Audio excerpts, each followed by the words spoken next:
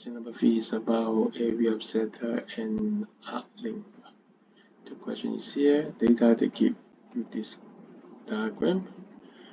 Still not enough, okay, you need to mark down all the data on the diagram. Okay, radius is 10 for the outer one, and the inner one is unknown RCM. Okay, first part is so that the area of the sea is given by this formula. So area of C is big zeta minus small zeta. Remember the area of zeta, half r square pi y.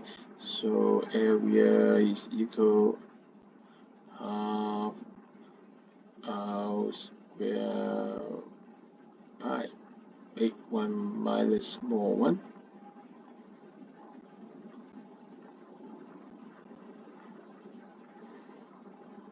Okay, and then simplify them, and then you got the 260.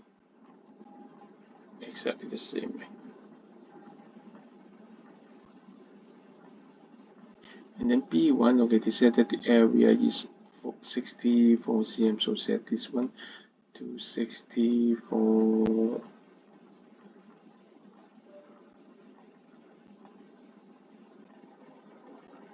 cm, and then do some calculation, okay, make it easier before you submit in the calculator. Minus 196, and then division square root, and then you will get R equals, remember you use this R later, so for singular force 6.8.682, and then approximately is 8.68. so we got the marks for first part, and then you use it later for second part for this for equation.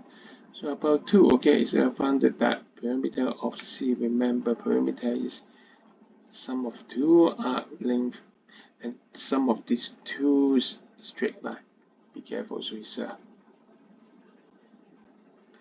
r theta, right?